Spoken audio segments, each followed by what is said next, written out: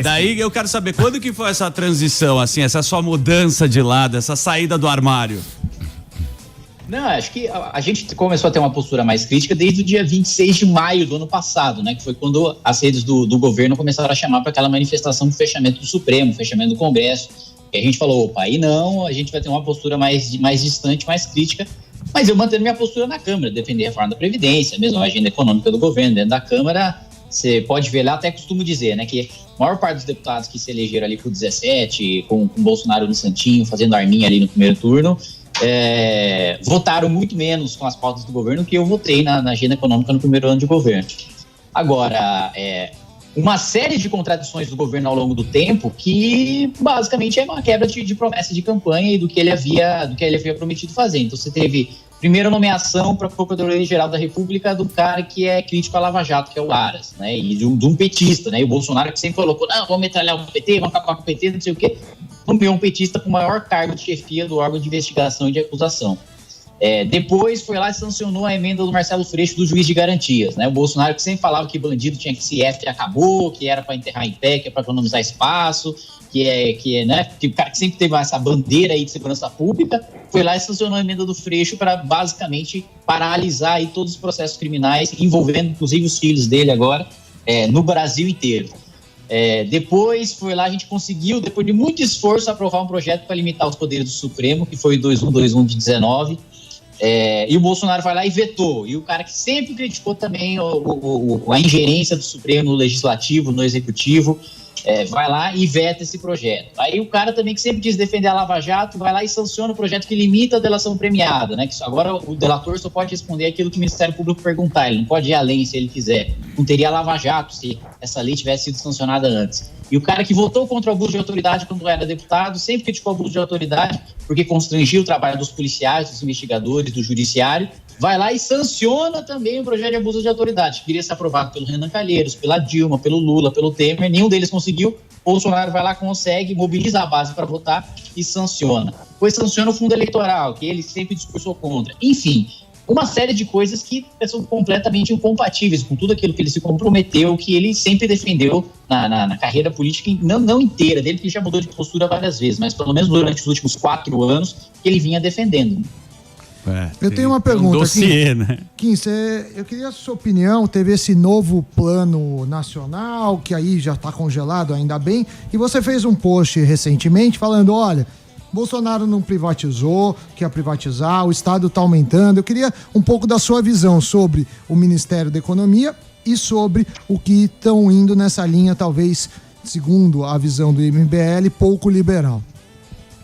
Por causa dessa aliança aí com o Centrão, que não tem uma agenda liberal, porque o Centrão o que é? É um grupo de deputados que se elege com obra, né? Então inaugura creche, pavimenta asfalto, inaugura hospital, etc., que manda verba aí para as regiões, para os prefeitos, para os vereadores. Então, são deputados que estão diretamente interessados em gasto público, em endividamento, em investimento público.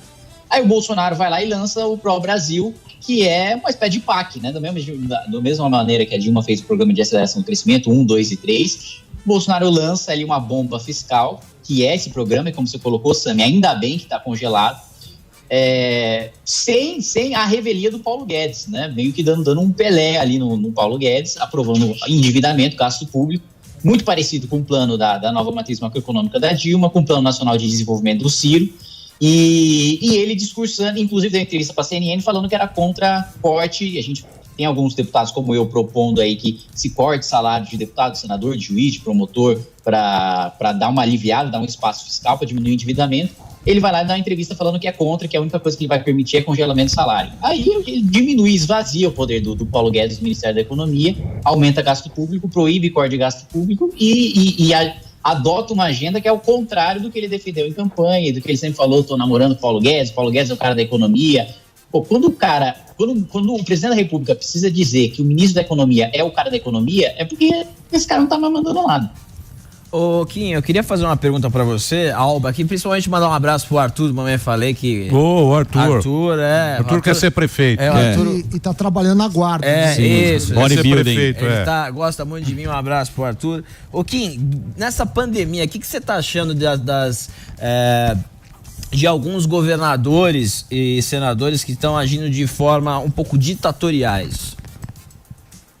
Cara, eu não acho que seja a forma ditatorial. Eu acho que a única coisa realmente autoritária que a gente teve foi do Dória ameaçando prender gente. Isso aí sim é ilegal, ele não tem poder para isso, não tem competência para isso. Prisão administrativa é uma coisa que não existe mais. Antigamente os governadores tinham poder de mandar prender as pessoas. Hoje, felizmente, não tem mais, né? E isso eu acho que sim, foi um discurso autoritário. Mas medidas de quarentena e de isolamento são tomadas em democracias no mundo inteiro, né? Vocês até estavam citando aí hoje mais cedo exemplos aí da Noruega, da Finlândia, ou mesmo dos Estados Unidos, em que os governadores têm mais autonomia, e tem que ter mesmo, e estão tomando essas medidas de isolamento, né? Eu acho que tem muito do discurso de militância bolsonarista.